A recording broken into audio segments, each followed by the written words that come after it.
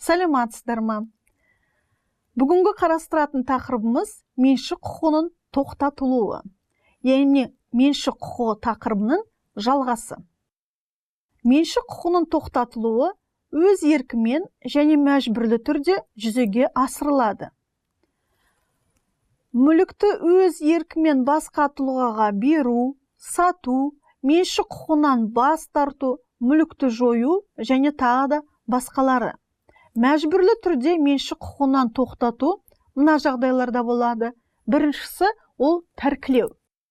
Тәркілеу дегеніміз қылмыс немесе өзге де құқық бұзушылық жасаған үшін санкция ретінде меншік иесінен мүлікті мемлекеттің мәжбүрлі өтеусіз алып қоюы.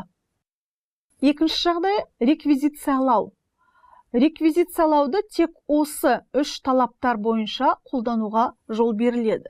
Бірінші, ол төтенше жағдайдың туындауы. Екінші, мемлекеттік органдардың шешімі бойынша мүлік алынады.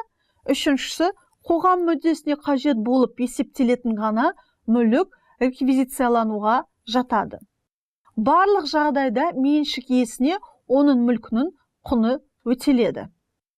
Үшінші жағдай, иесіз қалған мәдени немесе тарихи маңызы бар мүліктерді сатып алу негізінде жүргізіледі. Меншік иесін ескерткіштен, егер ол оның тұрғын үйі болып саналса, мәжбүрлеп айыру, оған басқа тұрғын үй-жай бермей жүзеге асырылмайды. Егер меншік құқығы бұзылса немесе бұзылуы мүмкін болса, онда меншік иесі өз құқығын қорғауға жүгінеді. Меншік құқығы екі жолмен бұзылуы мүмкін. Меншік иесінен өз мүлкін қолдануына және иелік етуіне кедергі жасау. Бірінші жағдайда меншік иесі құқық бұзушыға бөтен біреудің иелік етуінен өз мүлкін алу туралы виндикациялық талап қояды.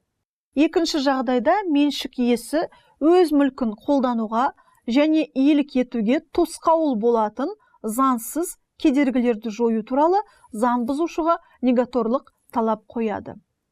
Виндикациялық талапқа сай, меншік иесі өз мүлкін бөтен біреудің заңсыз иелік етуіне қарсы талап қоя алады.